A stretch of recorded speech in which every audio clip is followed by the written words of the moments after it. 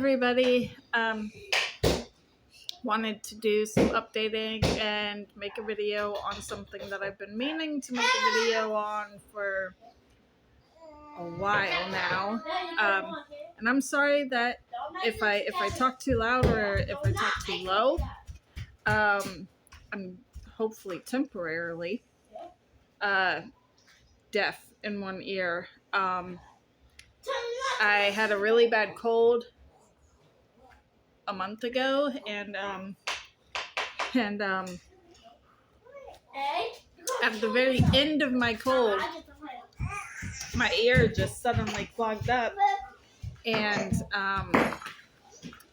it hasn't unclogged, and I've done just about everything you could do. Go get a cup and I'll pour you some. And I've Oh, thank you, Mom. It's not give more me a sugar. second. What? Okay. Stop. Don't. Where was My I? mother.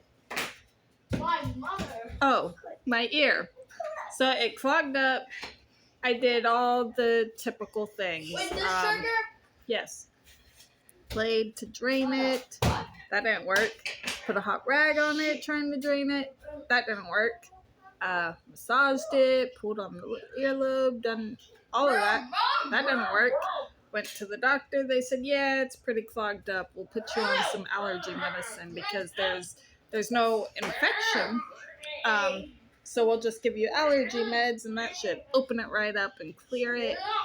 That didn't work. So I'm going back to the doctor Monday to get a referral for an ear, nose, and throat doctor because there might be something more severe going on, which is kind of scary. All I'm hoping for is that this hearing loss is temporary and not permanent, because it's not exactly the highlight of my life, not being able to hear out of one ear. And only having this ear. And this has always been my good ear. Like, I've always used this ear for the phone. I've always heard, I guess, a little louder out of this ear. And this has always been my kind of, what ear? So, yeah, that's going on. But anyways, I wanted to address a comment I received a few months back. I replied to the comment, but I wanted to do a video on it because I know that it needs to be addressed, because this is probably not the only person who feels this way, and it's definitely a good topic to bring up and specify on. So the comment was, why do you continue to have children if you know they're going to be special needs and that they're going to suffer in life? I don't even know where to begin with this question, but I guess we'll just start at the beginning. Why do I continue to have children, especially knowing that they're going to be special needs? Well, I continue to have children because I absolutely love being a mom. And I think children are one of the greatest blessings that women have in their lives. I love being a mom. I love having children. I love adding to the world. Whether you see it as overpopulated or not, they apparently have room to exist. So I haven't ran out of room yet. Also, knowing they're going to be special needs, I don't know. I don't know that. I am no more guaranteed to have all special needs children any more than a neurotypical person is to not have a special needs child. Yes, all my children have a diagnosis of something. My oldest is diagnosed autistic, ADHD, and dyslexic. My second child is diagnosed ADHD. My third child is diagnosed autistic, ADHD, and dyslexic. My fourth child is diagnosed ADHD.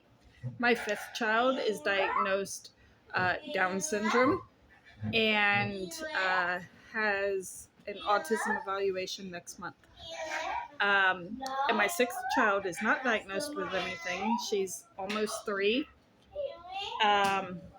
Would not be surprised if she has ADHD or autism or, you know.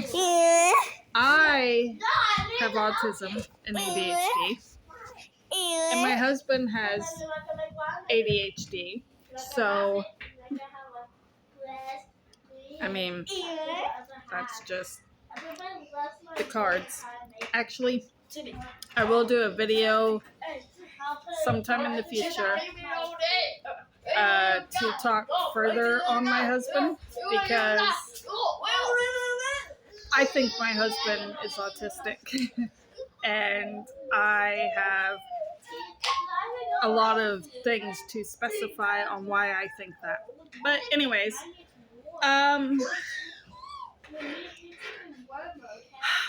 so yeah, the suffering thing. According to whom are my children suffering? I am a special needs individual. I'm not suffering. I am very happy to be alive. I certainly have bad days like anybody. I was bullied in school, but never for being autistic or ADHD, which as a child I only knew of the ADHD. I didn't know of the autism. But I was just, you know, girls just didn't like me for whatever reason. You know, just kind of that, oh, you're stupid, you're ugly kind of bullying. You know, not major bullying that devastated my life. I was never affected by being bullied. That is not to discredit those children that get severely bullied and ultimately make a life-altering decision, a life-ending decision. But a lot of those individuals are neurotypical. They're not even special needs individuals. My children, and I've asked them, are you suffering? Do you feel like you are suffering in your life? Do you wish you were never born? This, that, yada, yada. They all have said that they're happy with their lives overall. That they have bad days, but they can't imagine not existing. My oldest has been bullied. My second child has also been bullied. The rest of my kids have not been bullied yet, because usually bullying starts around 3rd, 4th grade. And they have not entered those grades yet. So,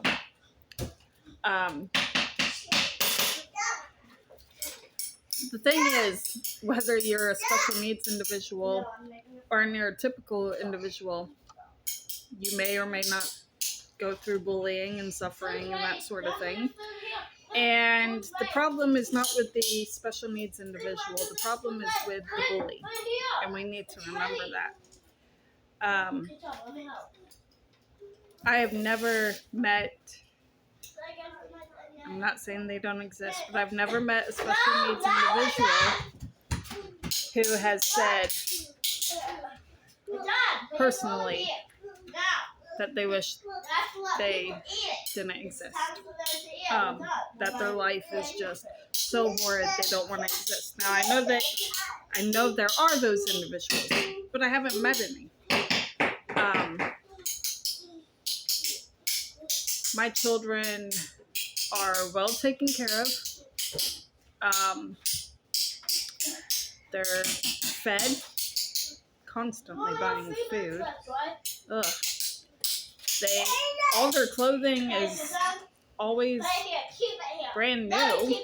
I mean, my mom had to shop at Goodwill. I don't,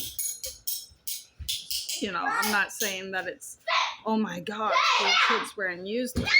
No, but I'm stating that I'm able to provide that level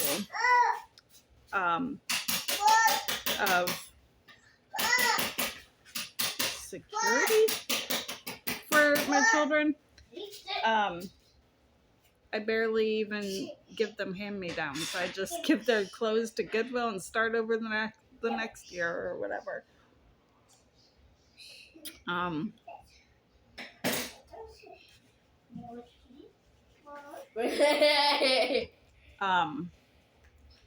They have each other to always enjoy and play together.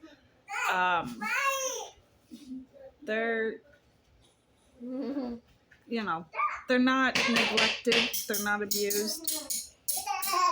They're not lacking anything. So the idea that they're suffering, what are they suffering from? Are they suffering from being autistic? Because my autism, it doesn't bring about any kind of suffering. I don't feel that my life is suffering because I have autism or ADHD. So I just don't know where the idea that they are suffering comes from. So, I mean, that really just kind of covers this comment. Nobody here is suffering. And so what if every single child I have is special needs? I don't know how that affects anybody else in any way.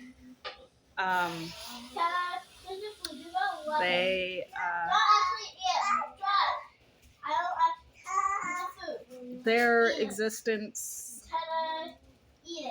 shouldn't bother anybody. I don't know why it would.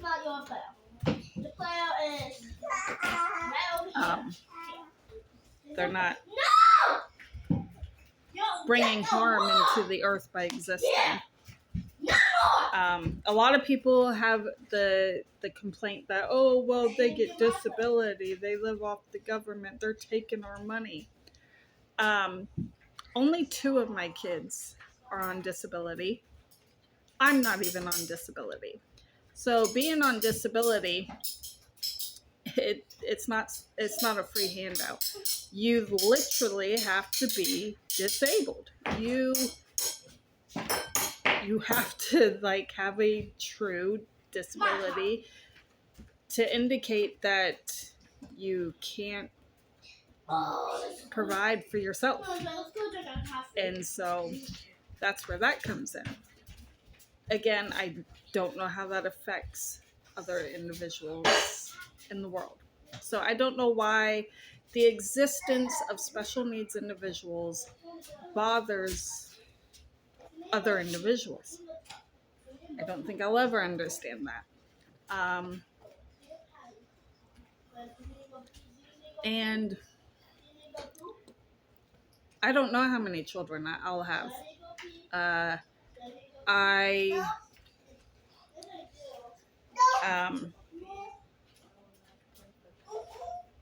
don't have a plan.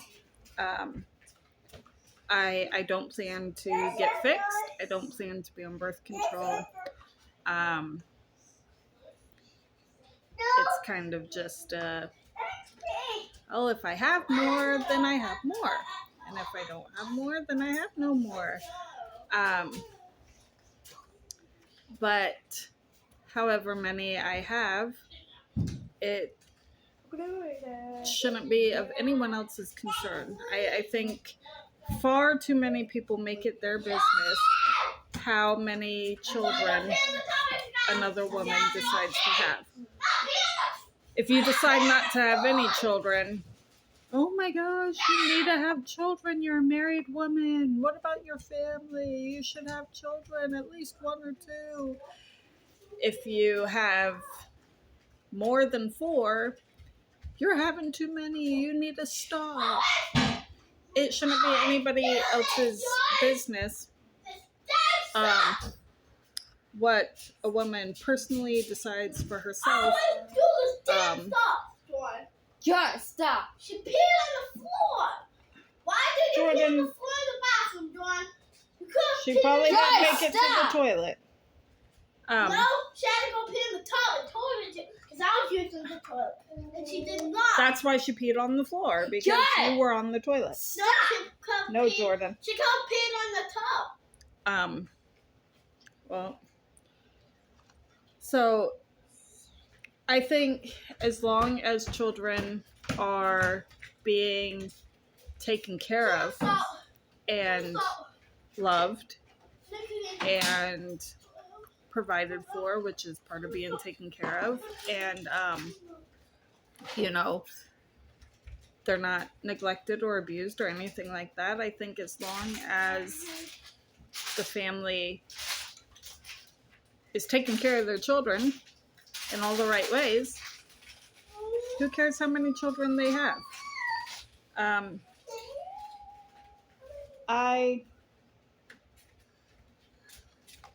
don't know how many I will or won't have. If I do reach a point of, I can't have any more. I can't take care of more. I can't provide for more. Then obviously the smart thing to do would be to stop, because you don't want to reach a point where you're being stupid. But I am on baby number 7, and I am able to financially provide for all of them. I am able to affectionately provide for all of them. I am able to be a stay-at-home mom for all of them. I'm able to feed all of them, clothe all of them, bathe all of them. I'm able to do those things. And so, despite being special needs and despite them being special needs, it's all working out. So, Stop.